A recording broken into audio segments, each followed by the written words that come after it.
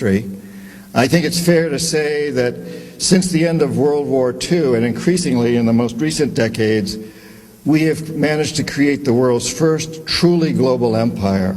And it's the first empire that's been created primarily without the military. It's been created by economic hitmen, by people like what I once was. And we work many different ways, economic hitmen, but perhaps the most common is that we will identify a third world country that has resources our corporations covet, like oil, and then arrange a huge loan to that country from the World Bank or one of its sisters. But the money never goes to the country.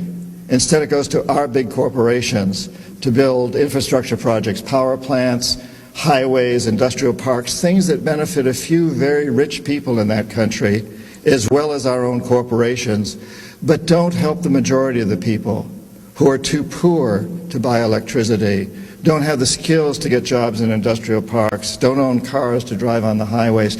And yet those very people, the whole country is left holding a huge debt so that it can't pay for education and social services and health care for its people.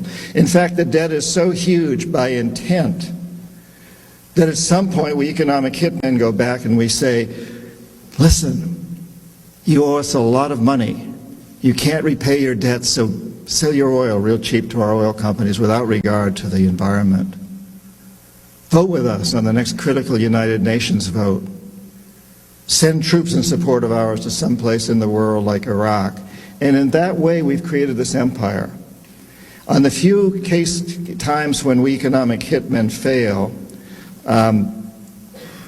as I talk about in the books, as I failed in Ecuador with Jaime Roldos and in Panama with Omar Torrijos, then the jackals go in. And these are men, maybe a few women, who overthrow governments or assassinate their leaders.